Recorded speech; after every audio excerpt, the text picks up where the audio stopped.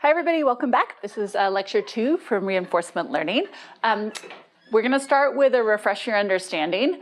Again, these are just a sort of a quick way to check your conceptual understanding from the most recent lectures, or occasionally we'll go back a little bit. To do this, you just need to log into ED. Everybody should be added to ED. If you're not, just send us an email to our mailing list.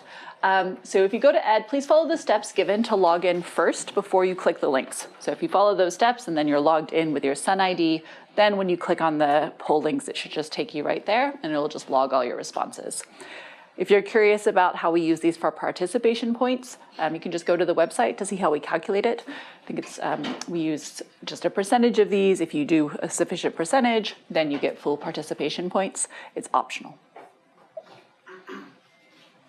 All right, so we're going to start with this today. The question is, in Markov decision processes, a large discount factor gamma means that short-term rewards are much more influential than long-term rewards. And then a second question to start thinking about is, in general, so last time we started talking about sequential decision-making under uncertainty. And one of the things we often would like in real-world systems is monotonic improvement, meaning that if we get more data or we get more computation, we know that the system is going to be better, make, in our case, better decisions than it could if it had less computation or less data. And so the question that I'm posing to you now and that we're going to discuss today is it possible to construct algorithms for computing decision policies so that we can guarantee with additional computation, which we could also think of often as iteration, that we're going to monotonically improve the decision policy? And you can start to think about if you're already aware of any algorithms that might have that property, if you think it's impossible, or if you think if it's true, do you think that all algorithms would satisfy that? Okay, that's not for the poll, that's just to start thinking about. And we'll come back to it later. All right, so I'll just give you another minute or two to do this refresh your understanding. It's just a quick one, and then we'll go.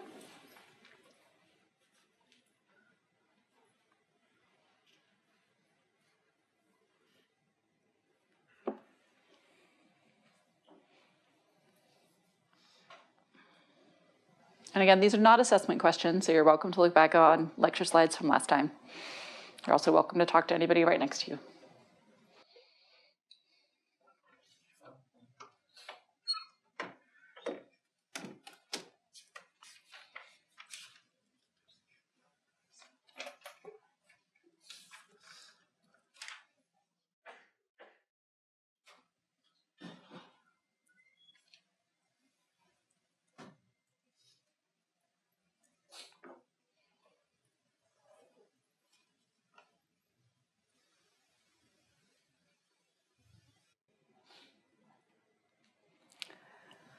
Right, it looks like we actually have maybe a 2/3, 1/3 split on this question.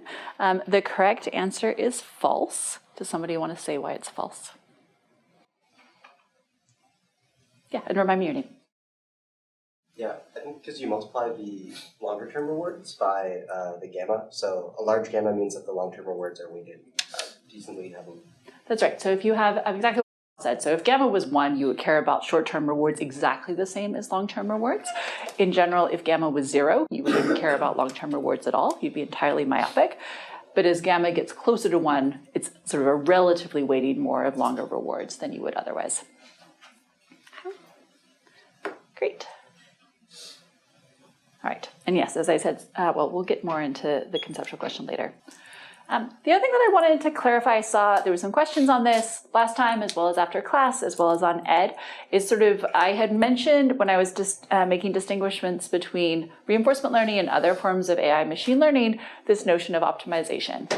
But I think that that was a little bit, I think it was more confusing than it was helpful. And because depending on how you think of it, in machine learning or AI, we always have some form of metric or optimization. So you can think of a loss as also being, we're trying to minimize the loss. And so that also sounds like an optimization problem. So you can just ignore that distinction for now. I do think in general, when we're thinking about decision making, it's going to be very important what we think of as that metric. And so it won't necessarily just be loss functions. We can have lots of different scalar values or even multiple objectives. But the distinction of whether or not supervised learning is using optimization is perhaps not so helpful. Okay, great. So let's go ahead and get started. So I do also just want to highlight that For some of you, and I got a question about this, we've also got a couple of questions about this. This first week or two will overlap a little bit with some of the other classes you might have taken. So particularly if you've taken 238 with Michael Cockendeffer, the beginning may overlap. The things that will probably still be different in the first couple weeks is I expect there's going to be a higher level of theory in the first week or two about the properties of some of these algorithms and what sort of guarantees we have. And then afterwards, I suspect after that, most of the content in the rest of the class will be quite different. If you have any questions about how this compares to a lot of the other decision-making classes that are offered at Stanford, don't hesitate to reach out to me in office hours, on ed, or after class. All right, now why do we do this? Because also you might be thinking, we want to get to AlphaGo, or I want to get to controlling robots, or I want to get to optimizing LLMs. Why are we starting with systems like the 7-state Mars rover that we're going to look at? And the reason is because actually a lot of the ideas that enable people to solve AlphaGo and do things like RLHF, or reinforcement learning from human feedback, really builds on this fundamental notion of decision processes. And I think it's much easier to really cleanly see how these ideas come up, bless you, when you can actually see these in the world as tabular. You can just write down all the states. So that's why I think it's helpful. But even today, we're going to start to see where those ideas might be applied. So we're going to start to see things like policy search, which is sort of the foundations towards things like policy gradients, which are extremely widely used. So you can think of all of these as just being building blocks that we're going to use to build up to get to the point where we're later going to be, and very soon, within a couple of weeks, tackling things that are state-of-the-art algorithms. All right, so what we're going to be doing today is really focusing on making good decisions given a Markov decision process. And so that means both being able to understand how good a particular decision policy is, as well as what is an optimal decision policy. And when I say we're given a model of the world, what I mean is that we are given sort of that dynamics model, which tells us how the world evolves when we make decisions. And we are given a reward model, which tells us how good decisions are. And last time we talked about Markov processes, and we were starting to talk about Markov reward processes because they can end up being really useful when we're trying to evaluate how good a particular decision policy is. And we'll see a lot of the same ideas from Markov reward processes to MDPs. Okay. All right, so let's just refresh our memory. So this is the question that we had before of like, how do we think of the influence of discount factors? As was said, what happens is we multiply the next reward by the discount factor, 2 rewards away by the discount factor squared, etc. And so as you can see there, if the horizon is really long or as it goes to infinity, rewards will have 0 value eventually because gamma is less than 1. So the idea of the value function was to say, remember this is a Markov reward process, we don't have decisions yet, just says, how much is the expected discounted sum of rewards we will get starting in this state and acting most of the time today forever? So most of the time we'll think of today of just like getting to act forever and how much reward would you get. And because this gamma, as long as the gamma is less than 1 here, that will be a finite number. So we were just starting to talk about how could we compute this. So again, remember the return is going to be a particular series of rewards you might get if you start in this state and act forever. And V is going to be, on average, how much reward would you get if you start in this state and act forever. All right. So one of the key ideas here is that computing the value of an infinite horizon Markov reward process leverages the Markov property, which was this idea that the future is independent of the past given the present. So given your current state, you don't have to think more about the history. So what that implies when we try to compute what the expected reward is, future reward is from a state, is we can think of, well, what is the immediate reward we get in that state, plus all the different states we could get to next under our dynamics model, and then the value of their reward. How much do we weigh each of those? Well, we weigh each of those just according to what is the probability I could get to each of those next states. And if you're familiar with things like tree search, you can think of it as just I'm in my starting state. I think of all the next states I could go to. Each of them have some weight depending on the probability I get there. And then I sum all of those up according to their values. Okay.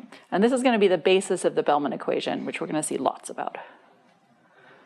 Okay, so if we wanted to think about how we could solve this, one way we could think of it is if we have a tabular world, meaning that we can maintain a scalar value for every single state separately, so this is like our Mars rover case, then we could just express the value function in a matrix equation. So we say the value of each of the states is exactly equal to the immediate reward plus gamma times the transition probability to all the next states. And so that's nice because now we can just directly solve for what the value is. So we know that this has to hold. So now what we're going to do is just invert that to solve for V.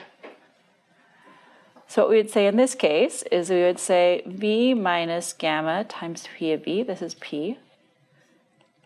And again, I'll apologize that in the different things you see online or the textbook, et cetera, people sometimes use T for transition matrix. They sometimes use P for like probabilities going to the next state. If it's ever confusing what notation's being used, don't hesitate to reach out. Okay, so we just rewrite it like this is equal to R. And then we move this so we have V of I minus gamma P is equal to R. I equals the identity matrix, which means V is equal to I minus gamma P inverse times R. So why do I show this? I show this because if you know how the world works, you have the dynamics model, you know what the reward function is, and the world is small enough, you can just directly solve for this. Now, this isn't for decision yet. This is just showing us, bless you, like what the value would be of each of the states. So this is one way to solve it. We would call this like sort of the analytics solution. And this one thing to note here is this requires a matrix inverse. And so there are faster algorithms than n cubed, n being the number of states, but in general, matrix inverses are fairly expensive. So this is being done once, but this is a fairly expensive, if your state space, the number of states you have n is large, this can be expensive. And it also requires that the identity matrix minus gamma times the dynamics model is invertible. Okay, so this is one way we could solve this. Yeah, and remind me your name. In practice, what usually happens, like do people just go ahead and take the matrix inverse? Let me revert the questions. In practice, you usually find that these kinds of matrices are invertible? And if yes, do people just go ahead and take the matrix inverse, or do they do something? It's a good question. So in practice, is it invertible, and what do people do? In practice, normally we're dealing with state spaces that are far too large, so we can't do this. Yeah. Good question. There might be cases where it's small enough, but in general, no. So that's a great motivation for a second approach, which is instead of doing it directly analytically, we're going to use dynamic programming, and we're going to design an iterative algorithm. Okay, and this is going to be very, very similar to what we're going to see for decision processes. So the idea in this case is we're not going to do this in one step, but we're going to avoid that matrix inverse, which might be pretty expensive. So we're going to initialize the value of a state to 0 for all s. And you can think about whether or not it actually matters what we initialize to, but just imagine we do that. And then for a series of iterations, k is our iteration variable, for all the states in S, what we do is we say we're going to sort of make a new copy of our value function, and we say vk of S is equal to r of S plus gamma, sum over S prime, probability of going to S prime given S, times the value that we already have for k minus 1 of S prime. And we just do this over and over and over again until our value function stops changing. And we'll talk soon about whether it will stop changing. The nice thing about this is that it's only s squared for each iteration. So this would be an iteration instead of the matrix inverse. All right. So this is how you could compute the value of an MRP. Now we're going to see how we could do that for an MDP. So a Markov decision process is very similar to a Markov reward process, but now we get to add in actions. So now we're actually going to be starting to make decisions. And the idea now is that the dynamics transition model will probably depend on the action you take. So you're going to get to different distributions of next states. Bless you. And so it could be something like, you think of, depending on the ad you show a customer, they might do different things. Depending on the controls of your robot, it's going to move or manipulate its hand in a different way. Generally, these dynamics are going to be a function of the action. And we are going to, for right now, assume the reward is a function of the state and the action you take. So we often say that an MDP is defined by a tuple, SA, dynamics model, reward model, and gamma. Okay. So we could think of that for here. So now we have our same little Mars rover, but now we actually have two different dynamics models. one for if we take A1 and one if we take A2. And this is just an example one. In these cases, these are deterministic. In general, we can have them be stochastic. And we would also need to specify what the reward is. So maybe we have 0 reward in all of these states, and +1 here, and +10 at the end. And this would just define, so once you've defined the state space, the action space, the reward function, the dynamics model, and gamma, then you've defined your MDP. Okay. All right, so now we actually get to start to think about policies, which is what we'll be talking about throughout the course, which is how do we make decisions depending on the state we're in. And the policy is going to specify the action take, which can be deterministic or stochastic. And often we're going to think of it as being stochastic. And we'll talk about the properties of stochastic versus deterministic ones and why you might want one or the other quite a bit in the class. But we can generally do everything we're doing in each case. All right, so an MDP plus a policy is just a Markov reward process. Why is that? Because once you specify how you're going to act, you've sort of removed the policy part. And so if you want to know how good that policy is, so let's say someone says, again, your boss says, hey, how good is this thing at, like advertising to customers, for example.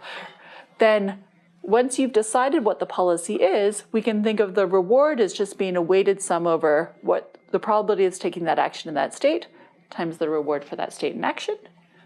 And then your dynamics model, which is a little more subtle, which is now you're taking a weighted sum over all of the transition dynamics according to the action you take, weighted by the probability you take that action. Okay. So it just defines a Markov process, because now you just have this sort of transformed dynamics model where you've merged in the policy. So why is this helpful? And this is something that you may or may not have seen in previous classes. One of the reasons why this is helpful is because now we can just say, oh, any techniques we have for Markov reward processes, we could also apply to evaluating the value of a particular policy in a Markov decision process. Because we've just reduced an MDP and policy evaluation back to an MRP. All right, so if we think about doing policy evaluation with an MDP, we can just plug in the actual policy that we would be using. Okay? So what we have in this case is that instead of, now we actually get to make decisions. And so then we get to say, what is the probability of taking the action in this state times the expected discounted sum of rewards at that point. So this looks very similar to an MRP, except for we're saying, based on the probability for each action, what would we get next? And we call this a Bellman backup for a particular policy. Because this is going to specify what is our expected discounted sum of future rewards if we start in this state and follow the policy.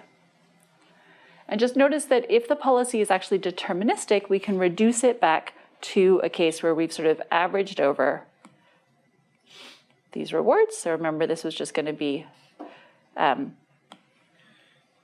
if you have a particular action, then you're just going to index into what the reward is for that particular action. So we can see that here. Okay. And just raise your hand if you've seen this before, like if you've seen the MR. Okay, good. So like probably at least 2/3 of people. All right.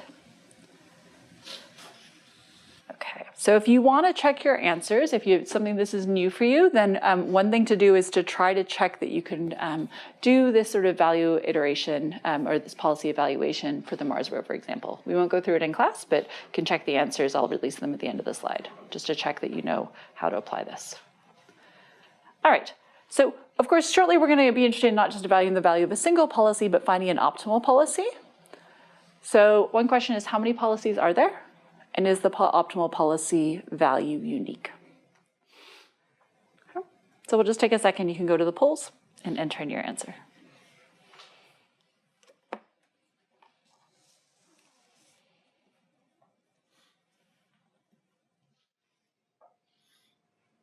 Okay, great. So it looks like most people the vast majority of people got the right answer for the first one, which is it's 2 to the 7. In general, the number of policies we have is going to be A to the S. Because for every single state, we could choose any of the actions. And also, most people got the next one right, which is great, which is the optimal policy, the one with the highest value, is not always unique. It can be unique, it depends on the problem, but it's not going to be unique whenever more than one action has the same identical value. So when you have ties, yeah. How do we generally deal with invalid actions? Because, like, for example, if we're in S1 and we choose left, I would imagine, to me, that's an invalid action. I'm not sure how we really deal with that. Yeah, so the question was if we have invalid action. So in general, you can have a different state, a different action space be possible in every state. That's also very common in like recommendation engines that, it's only a subset of articles you might show to some people based on their state. In this particular example, we're going to assume that it's not actually go left, it's try left. And so if you try to go left and there's nothing the rest of the world, you just fail and you stay in the same place. But in general, most of the time in the class, we're going to assume the action space is the same for all states, but in some cases it might be different. Good question. Right. Okay, so in MDP control, we're going to want to not just have the policy, like evaluate a particular policy, but we're going to compute the optimal policy. So we want to take the argmax over the policy space, which in general is that A to the S space. And there is going to exist a unique optimal value function. And the optimal policy inside of a tabular MDP in an infinite horizon is unique and deterministic. So those are two properties that are good to be familiar with. So now we're going to think about how do we actually compute this and what its other properties are. So one is that it's stationary. What I mean by that here is that in infinite horizon problem, you always have an infinite number of additional time steps. And so the optimal thing to do just depends on your state. It doesn't depend on the time step. We'll think more about what happens when you only have a finite number, like where your h is finite, and what might happen there. But for most of today, we're just going to focus on the infinite horizon problem. And as I said, and most of you guys already knew, that this in general is not unique. Okay, so one option is policy search. And this is where we are going to get into, oh yeah, and remember me your name. Is the optimality conditioned on the initial state? Is the optimality conditional on the, what do you mean by that? The state Yes, the optimality, yes, it'll be per state. Yeah, so the optimal policy will be defined per state. The idea is that you can take a different action in every state, and you want to know what the optimal thing is to do to maximize your expected discounted sum of rewards from every state individually, like point-wise. Good question. Yeah? Yeah, two interconnected questions. Why is there a unique optimal value function? And second is, can you remind me again of what was the reason why it may not necessarily be unique? You mentioned a specific case. So the optimal policy is not necessarily unique because there could be more than one action with the same value. And the optimal value function is unique for reasons we'll see later in this class, like later today. We'll prove it. Okay, so one of the things, and this is going to go back to the conceptual question I put at the beginning of class, is we would like to ideally have methods and algorithms that have monotonic improvement capabilities. And so policy search is going to be one of those. So what we're going to do here is we're going to try to search to compute the optimal policy. There's A to the S deterministic policies. In general, you could imagine just enumerating all of them and evaluating them all, but we can often do better than that. And when I say better, what I mean here is we can reduce the computation needed to try to identify the optimal policy. So we shouldn't have to iterate through all A to the S policies. Okay. So how does policy iteration work? The idea is that we're going to alternate between having a candidate decision policy that might be optimal, we're going to evaluate it, and then we're going to see if we can improve it. And then if we can improve it, we will, and otherwise we're going to halt. So how we do this is we're just going to initialize it randomly, which just means we're going to start off and we're going to say for every single state, we're going to pick an action. And then while our policy is still changing, so this is the L1 norm, it measures if the policy changed for any state, just as a refresher. What we're going to first do is we're going to evaluate the policy, and then we're going to try to improve it.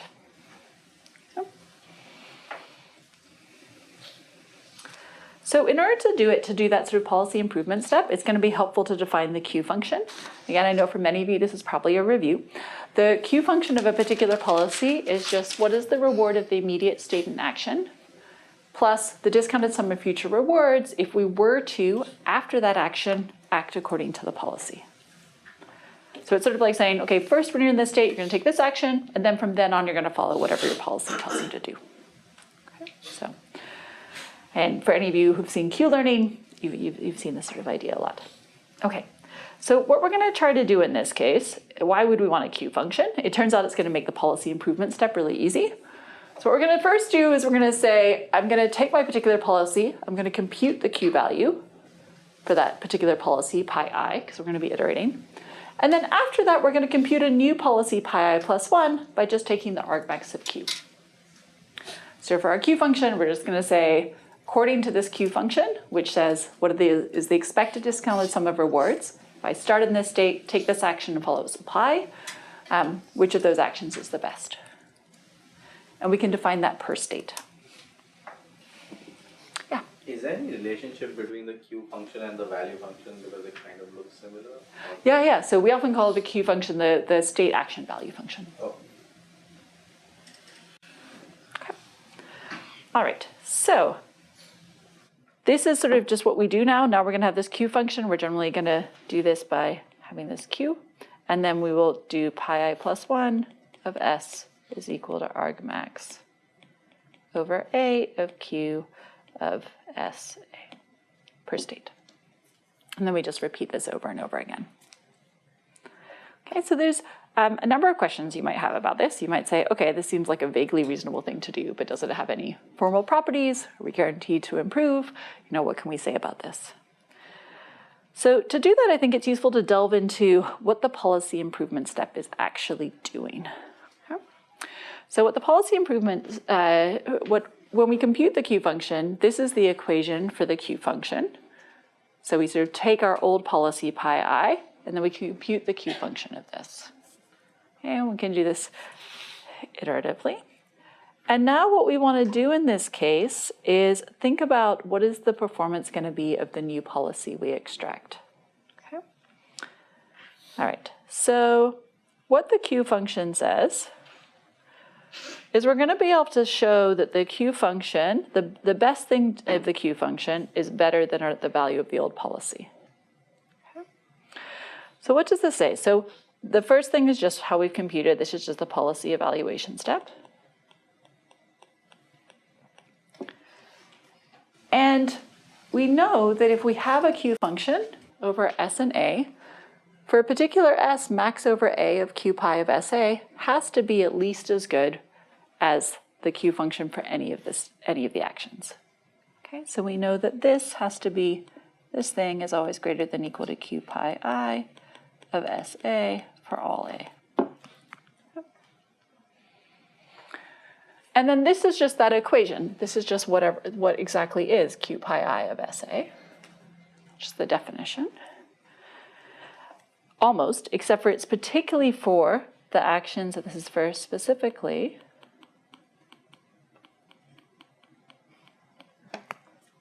If we were to follow the previous policy.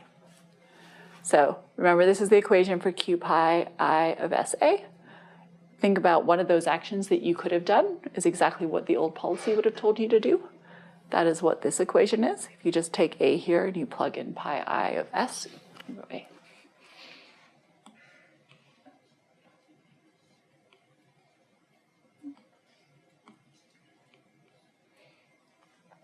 So that's just exactly what this is, and that is just the definition of V pi I of S.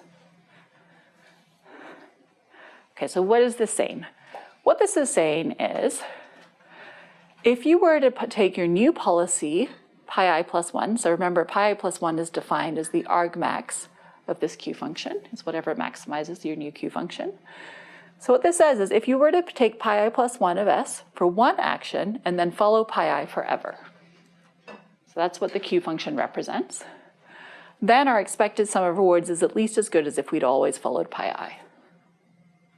So that's what this equation is telling us. It's like if I get to make one decision differently, and then from then on I follow my old policy, the value I can expect is at least as good as the value I could expect if I had always followed the old policy. Okay. Does anybody have any questions about that? Because then the next step is going to build on that.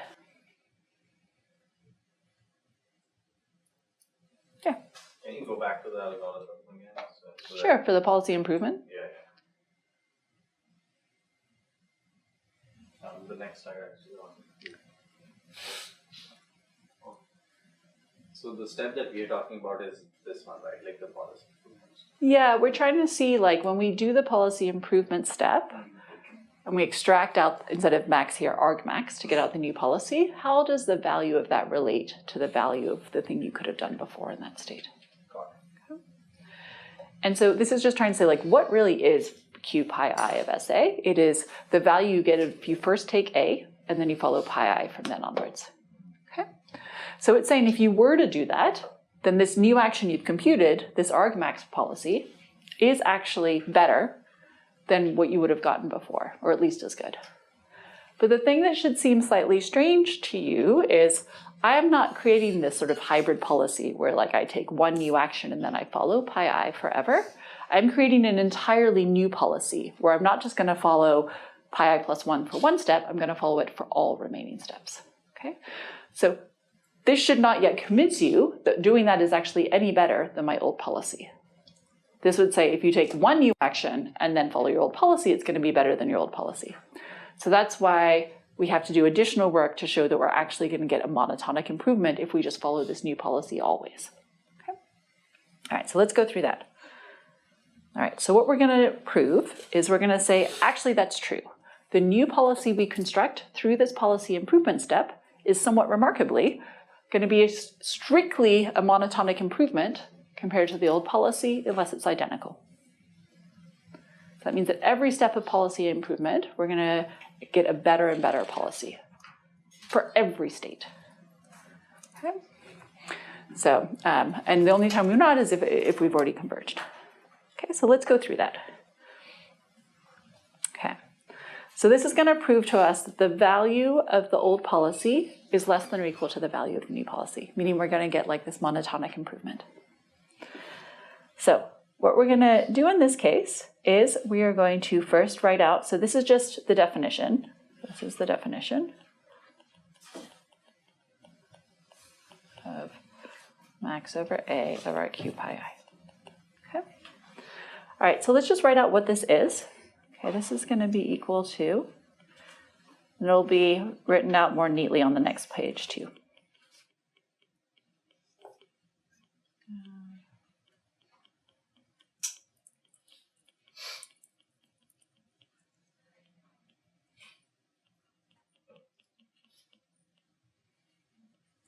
Okay, so what did I do here?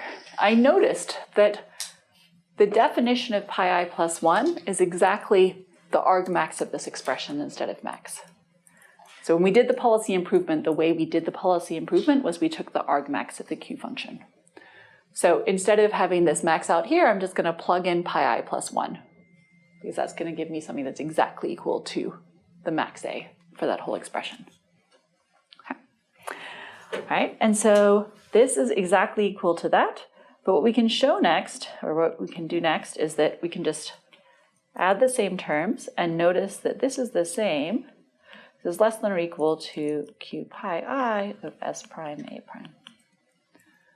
Because the value of pi I for S prime, so following a particular policy, always has to be less than or equal to taking the max over the Q function for that policy.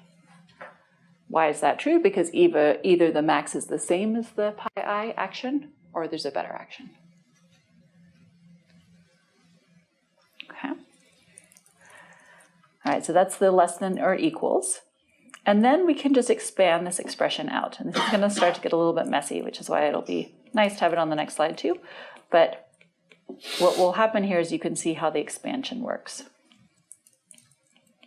Okay.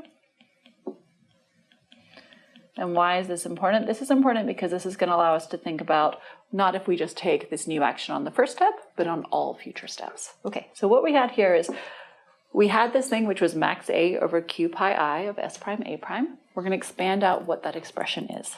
Okay, because notice this thing here is exactly equal to this thing, which we know is here.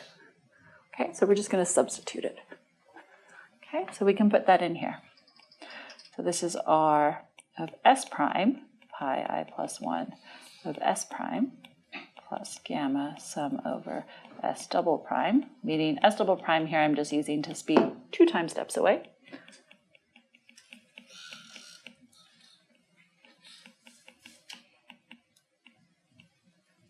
Okay, why was that useful? Well, what we've just said is that the value of pi of S is less than or equal to taking this new better action for 1 time step and then following the old policy. I've now done that recursively, so I've said, well, now that's also less than or equal to if I take that new action once, and then I take it again, and then I follow the old policy. And then you just repeat this, okay? So like you just keep nesting this. And what you can see here is that you have these less than or equal that happen when instead of plugging in the value of the old policy, you allow yourself to take a max over that Q function. Okay? And what happens if you do this all the way out? This will exactly become equal to v of pi I plus 1 of S. So dot, dot, dot. Okay? So I have that here. So what this is shown here is that the value you had under the old policy of the state is less than or equal to the value of that state under the new policy. So this proves the monotonic improvement, which is super cool. So this now says if we do policy evaluation where you just keep computing the Q function and taking a max, you will always monotonically improve unless you stay the same. All right, so now let's do our next check your understanding, which is, given everything I've just said, if the policy doesn't change, can it ever change again? And is there a maximum number of iterations of policy iteration? Yeah, is it? Yeah. On the previous slide, is the dot dot dot supposed to represent like just like algebraic manipulation? Yeah. Or okay. Yeah, you just keep expanding this all the way out. Yeah, good question. All right, let's take a second and do the poll.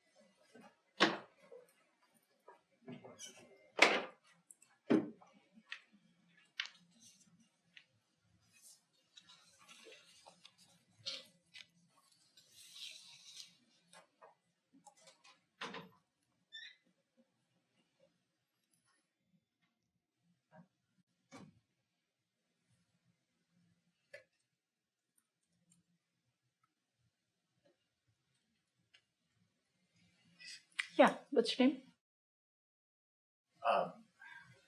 At what point did we show that this is actually leading to an improvement? Like, can we just like stay in the same like value level and like, because the inequality was greater than or equal to, so is it possible that you're always equal to where you started? Yeah, it's a great question. So, and in fact, that really did. So, right, that like I've just shown less than or equal to. What we can, well, I guess we can discuss this in a second, but it will be a monotonic improvement unless you're already the optimal policy. So if there's any state at which you can improve, you will. And if you stay the same, well, actually, we'll talk about this now. So because it's nicely split between the answers for both of these questions. So maybe everybody turn to somebody nearby you and discuss whether you think the policy can ever change if it didn't change initially. And is there a maximum number of iterations? Okay, because it's pretty evenly split amongst people who voted.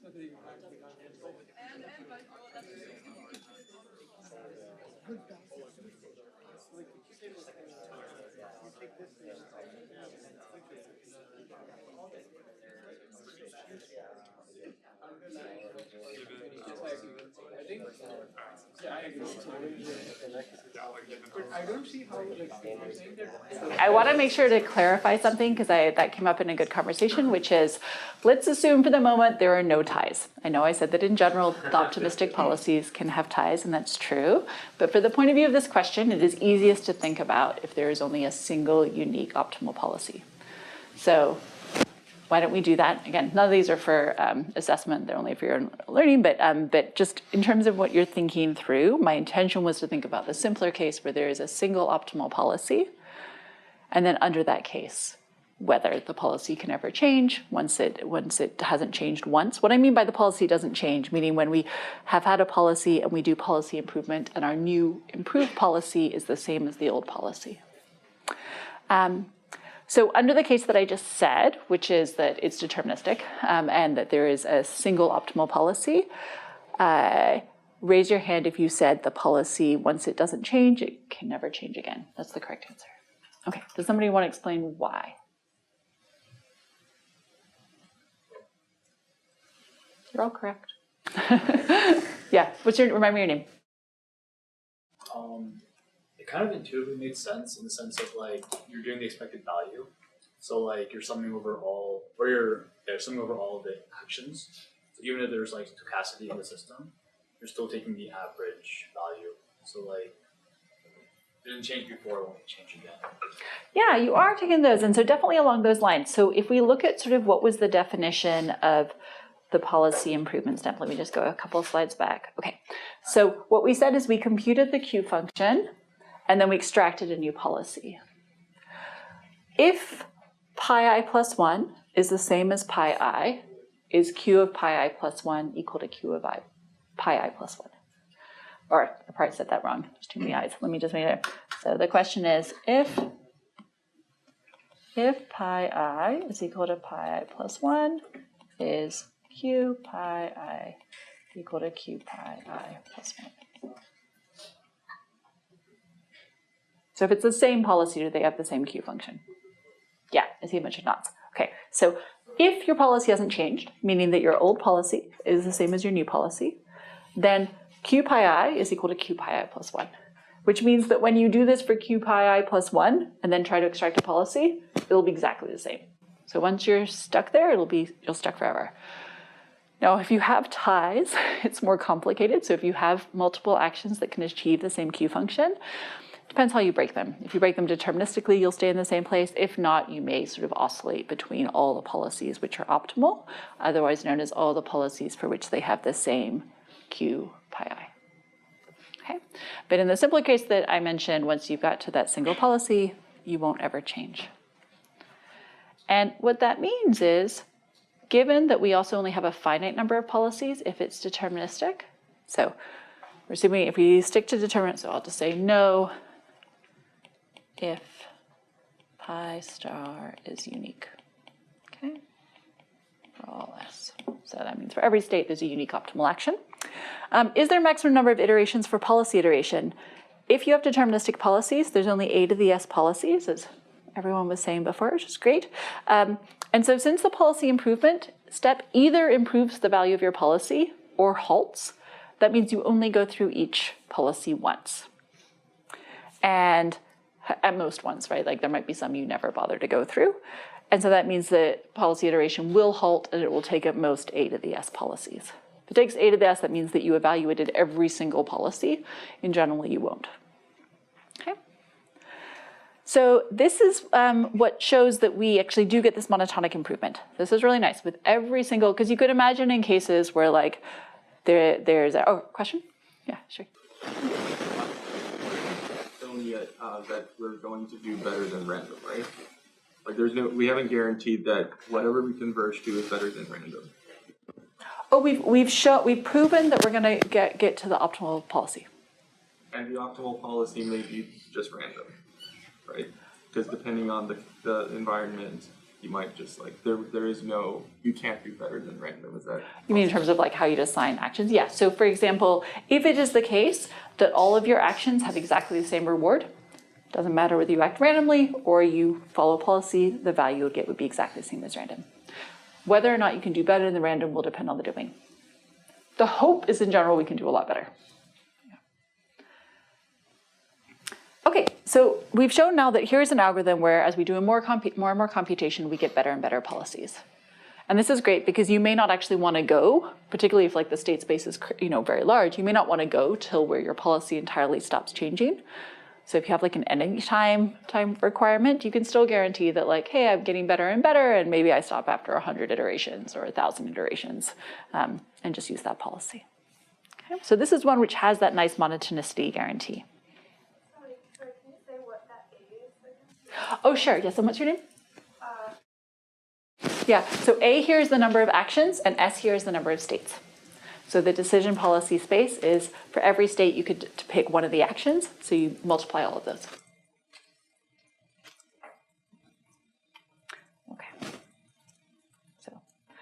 So this also shows here about how, yeah, exactly what I said on the previous one, that if your policy doesn't change, it'll never change again.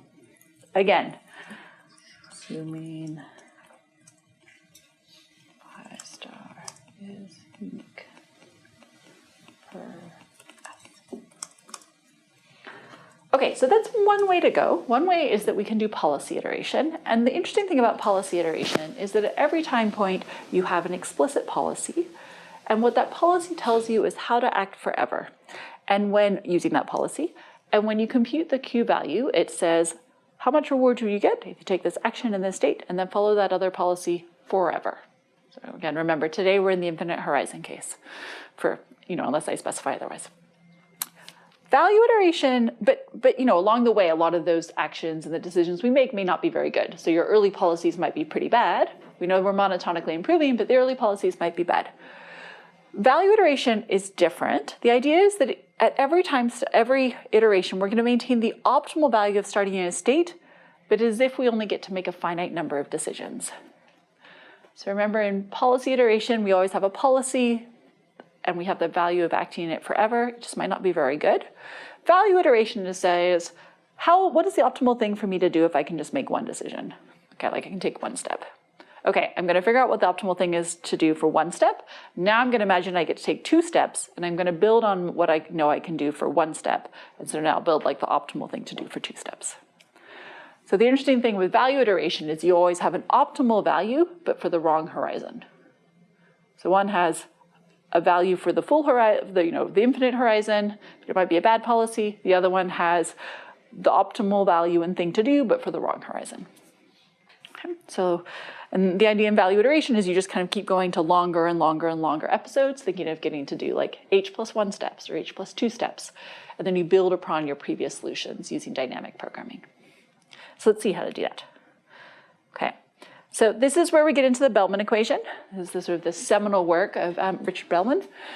And the idea here, is as we've said, is that for a particular policy, we satisfy the Bellman equation.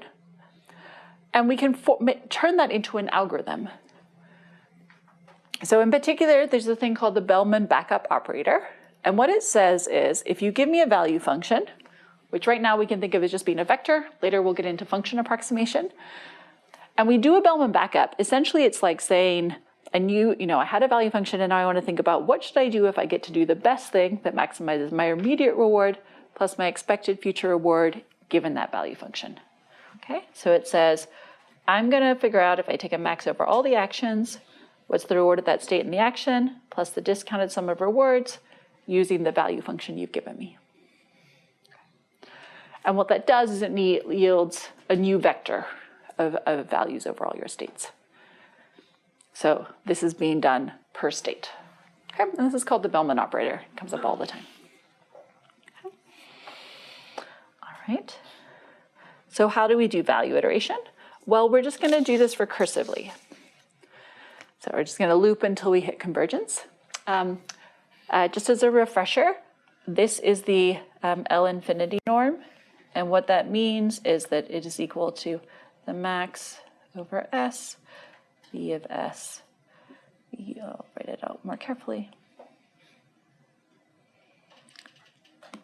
It's equal to max over S, Vk plus 1 of S minus Vk of S. Okay. What that just means is that if you have two vectors, you look for every single entry and you find the entry in which those two vectors are most different. And that's the L infinity norm, just as a refresher for some of you who might not have seen it or not seen it recently. So what value iteration does is we're just going to have a loop. It's going to look very similar to what we saw for the Markov reward process. We're going to initialize our value function, and then for each state, we're just going to do this Bellman backup. And so it's like we took our previous value function, we do our Bellman backup, and we get a new value function. We do this over and over and over again until our value function stops changing. So for policy iteration, we kept going until our policy stops changing. Here we keep going until our value function stops changing. And what that condition means is it says, I keep going until the difference between my old value of a state and my new value of a state is really small for all the states. Yeah, and remind me your name. I have a question. How to connect this value iteration to, you just said it works with finite horizon and why policy iteration works with infinite. Yeah, good question. So what you could think of this as, so great question. The beginning, if you don't get to make any decisions, the expected discounted sum of rewards you get from any states is 0. Because you didn't get to make any decisions, you never got any reward. The first round of this, it's like you're saying, okay, I get 0 reward if I don't make any decisions. This would, K would be, K would be 1 here for the next round. So we'd say, like, if I get to make 1 decision, then I would take a max over A, my reward, times discount factor times 0. So it's now saying, what is the best thing I get to do if I get to make 1 decision? Okay, so what this will be is on the first round, this will just be equal to, so if V is equal to 0 for all S, then what we would get when we do this backup, we get Vk plus 1 is just equal to, let me put it over S, is equal to max over A, R of SA. Because this part will be 0 if your value is 0. So now this is like saying, okay, before I get no reward because I make no decisions, now what's the best thing I should do if I get to make 1 decision? The next round, I'll say, what if I get to make 1 decision now, and then plus this will get plugged in as your value. Yeah? So the expression that we're plugging into the max function, is that the same as like Q of SA, or like how does that differ? Good question. So in general, that's going to be max over A Q of SA. Because here we're requiring ourselves to take the max over the actions we can take. Yeah. Great question. Yeah. In policy iteration, we were also initializing the values as well. We were in the policy iteration, we were just randomly initializing our policy. So we're saying, like, in this state you go left, in this state you go right, etc. And then we were evaluating the value of that. We could, when we do that evaluation, yes, in that part we were setting B equal to 0 and then doing this iteratively. Okay. Yeah. If we had used this convergence criteria in policy iteration, then we would have been able to predict cycles. If we've done this we can do that. We can do this as part of the policy evaluation for policy iteration. But what do you mean we would be able to detect cycles? States having same reward values. So today we are comparing successive policies. Yes. Instead of that, we are comparing successive value functions. We would have been able to detect. That's right. So it's a good point to say, if inside of the policy iteration 1, instead of just halting when your policy has stopped changing, you could also halt if your value function has stopped changing, or your Q function. Yeah, you can say, yeah. And what's your name? Do you have any guarantees on like which based on value iteration or policy iteration, which one converges faster? Yeah, it's a great question. I don't, I'll look it up for next week. To my knowledge, off the top of my head, there isn't over that in one that would not be instance dependent. In practice, policy search is very, very popular.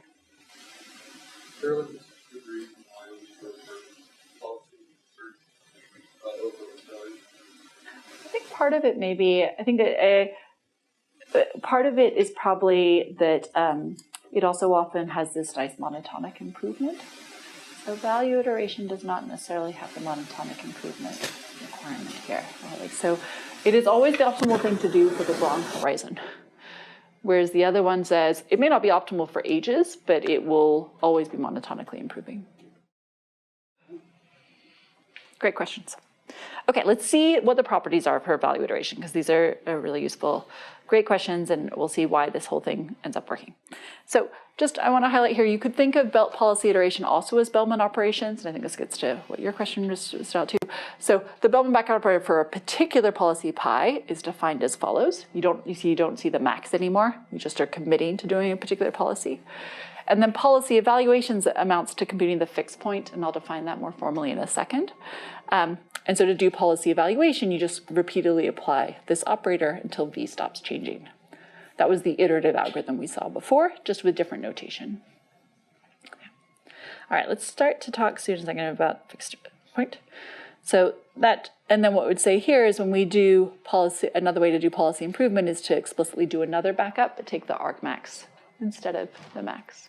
Okay, so that's the only difference. This is the same as what you're doing for the Q function. So this is Q pi k of SA. I'm just showing you different notations for the same thing, and also how people will sometimes talk about the Bellman backup for a particular policy. But normally when people say Bellman backups, they mean for the optimal. All right, so let's just go back to value iteration, because while I've told you how to compute a value function, I haven't told you how to get out a policy from it. So the standard way to do this would be you would go through this process, and then you would do it, say, one more time and extract the argmax instead of the max to actually get your policy. So normally in this case, you don't bother to compute a policy along the way. You just do value iteration a bunch of times, and then at some point you extract a policy. Okay. All right, let's see about some properties of this. So why this is a good thing, we've already seen that policy iteration is guaranteed to converge because there's only a finite number of policies. You never repeat a policy, and so either you're at the optimal policy already or you keep improving. For value iteration, it may not be clear yet that this should converge. So I'm first going to just define a contraction operator. So let's let O be an operator, like the Bellman backup. So you can just think of it as like an algebraic equation if there's something, if you haven't seen operators before, which is totally fine. And then this is just going to denote any norm. So like the L infinity norm or others. If when you apply the operator to two different, say, value functions, we can just think of these here as vectors. And that distance after you apply the operator is smaller than the distance before, then it's a contraction operator. So just give it a bit of intuition for this in case the contraction operator isn't something you've seen before. If you think about having two value functions and then there's some states on which they really differ in their value, what this says is that if you then apply an operator to them, and we're going to prove that the Bellman operator is one of them, that afterwards they get closer together. So that max difference between the states is smaller afterwards. Yeah, is it? Is this like a IFF or just IF? Like, can there be contraction operators that don't satisfy this? We're going to look at this as specifically, oh, you mean are there other, so I'd have to check, I'm not an expert in all of contraction operators, so I'll hesitate. What I will show is that the Bellman operator satisfies this statement, and therefore then we can show that we're going to converge to a fixed point. All right, so particularly under a couple minor assumptions, your discount factor being less than 1, or you end up in a terminal state with probability 1. Essentially, both of these make sure that your expected sum of discounted rewards is bounded. Then the Bellman backup, where you do this max, is a contraction, which means that your distance is going to shrink and shrink between two value functions. So your vk plus 1 versus its difference to vk, that distance in terms of the max difference in any of the states is going to get smaller. And we'll go through that now. Okay, so this is proving that we end up getting the This is a contraction operator, so the Bellman backup is a contraction operator on V for gamma less than 1. Let me just make this large.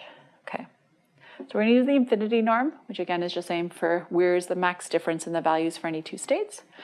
And what I'm defining here is two different value functions.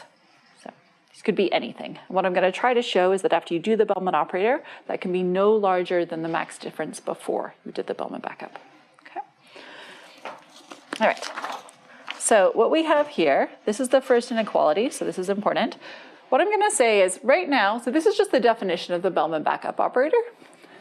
What you can see here is I have two different maxes because I'm going to do the max over A for the first value function and a max over A prime for the other value function.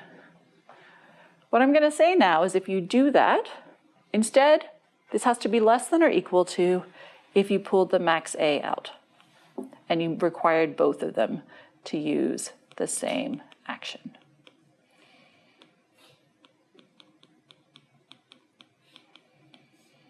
And why is this true? Because essentially what we're allowing here is we're allowing us, before we could pick different actions for both Bellman backups, and now we can pick one.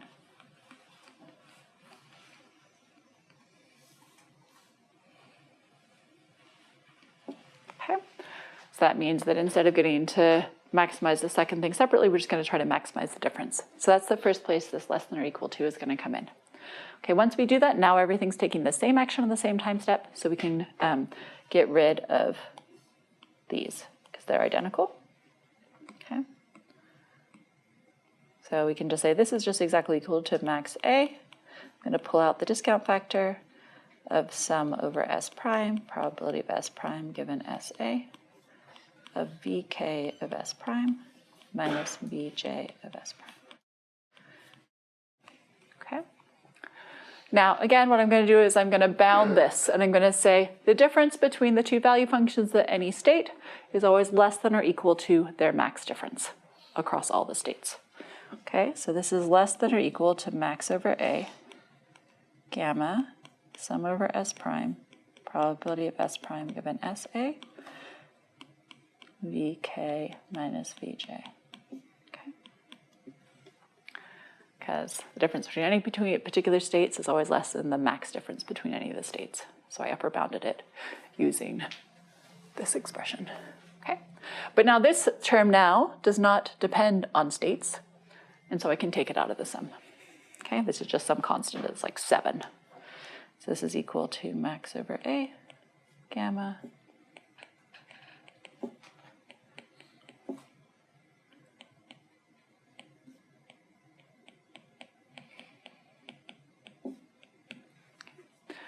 but this is just a transition model, and the probability that we go to some state has to sum up to 1 if we sum over all next states. Because for any state in action you're in, you always have to go to some next state. So this is just equal to 1. So we get that this is just equal to max over A. And now there's no more dependence on A, so it just disappears. Okay. So what that said is that the distance, the max difference between the Bellman backed up value functions we get from starting with two different value functions has to be no larger than the max difference between the value functions before times gamma. And if your gamma is less than 1, that means you're strictly contracting, because it means that that max difference has to be smaller than it was before. It would be like 0.9 times whatever the distance, at most 0.9 times whatever the distance was before.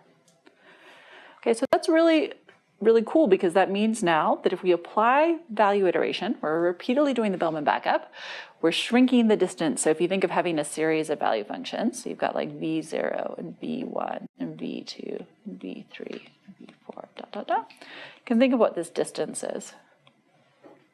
Okay. And what this is saying is that these distances are going to be shrinking over time. And I've told you before that the value function is unique. So that means as you shrink and shrink and shrink and shrink, this is eventually going to become a unique value function. Because if there were, you can think about it too, if there were two different value functions, you can think about what would happen after you do a Bellman backup operator.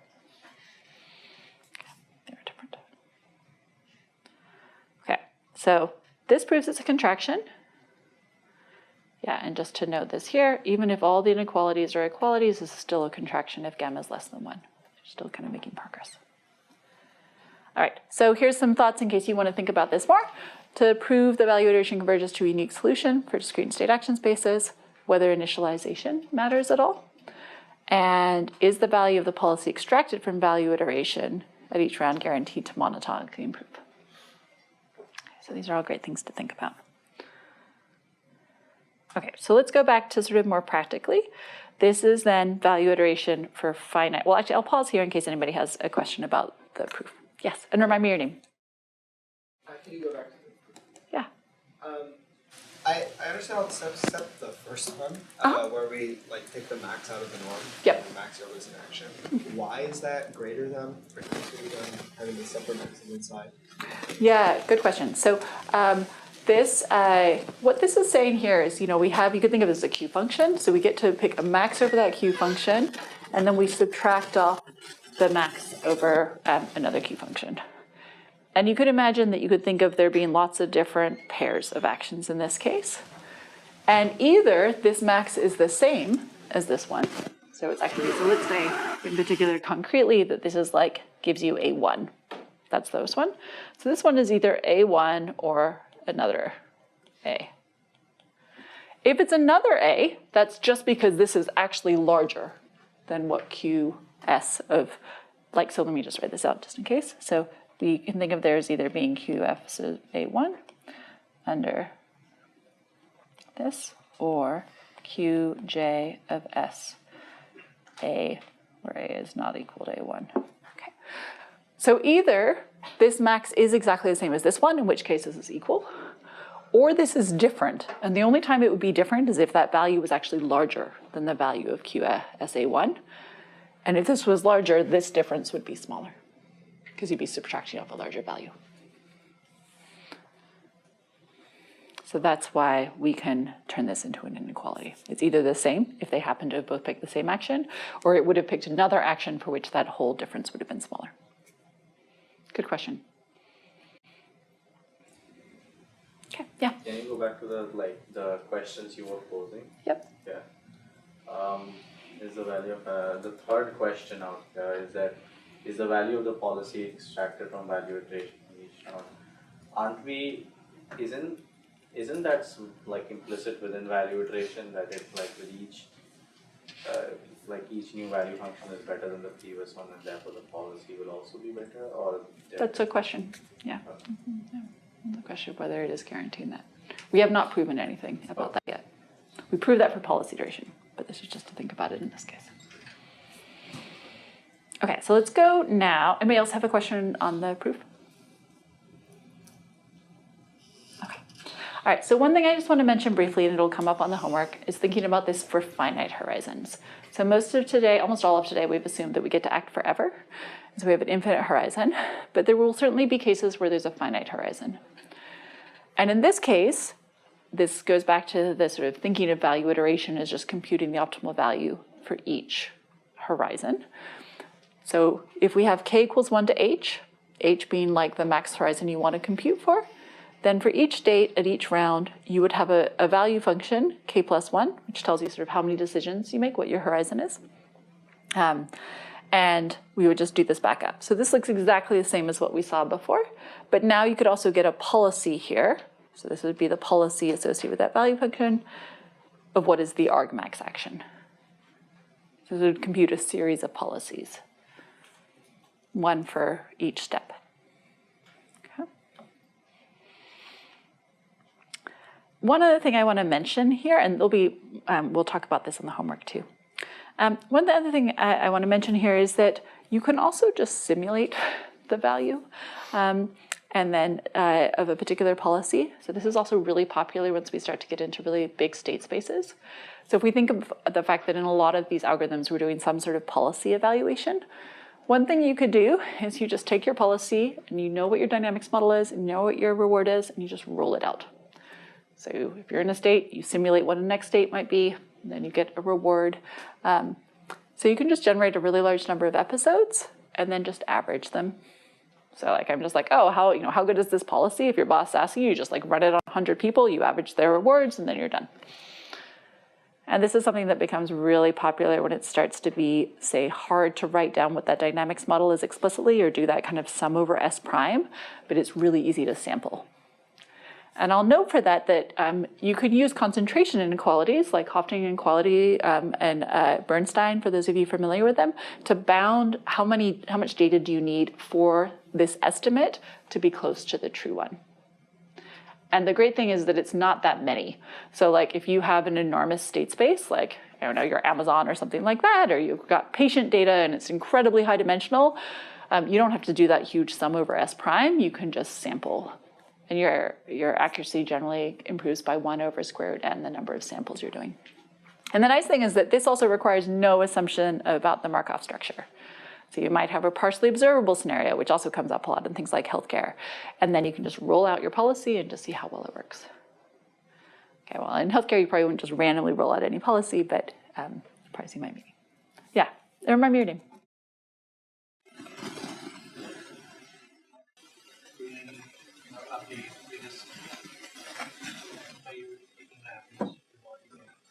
That's right. So here, this is just the policy evaluation stage, exactly. And you could either do it to compute the value of a policy, or as you just suggested, to do it for the Q value. So you like start off in a state for each of the different actions, then you roll out the policy till the end. And this is just a really popular other technique, and it'll come up in other places. So I wanted to start saying we can do that here too.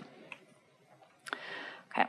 So you can also think about doing all of these in the case of the Mars rover. And I won't go through it now, but you can use these as sort of examples to step through these different algorithms, okay, and kind of think about how you would compute these type of policies. All right.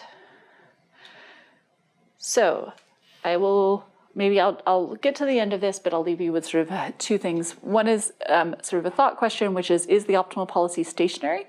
What that means is independent of time steps in the finite horizon tasks. And we'll explore this issue too on the homework. And I also just want to sort of refresh some terminology. So in the context of Markov decision processes and reinforcement learning, when we say models, what we normally mean is a mathematical model of the dynamics and reward. Policy is a function mapping from states to actions that can be deterministic or stochastic. And the value function is this expected discounted sum of rewards from starting in a state and following a policy. The things that should be clear to you is you should be able to understand what a Markov process is. A Markov reward process is an MDP. The Bellman operator, contraction, model, Q value, and policy. And you should be able to implement both value iteration and policy iteration, and you'll have practice doing that on the homework. You should also understand some of the strengths and weaknesses in terms of what we've discussed, in terms of the computational complexity of some of these different operations, and be able to prove contraction properties about these.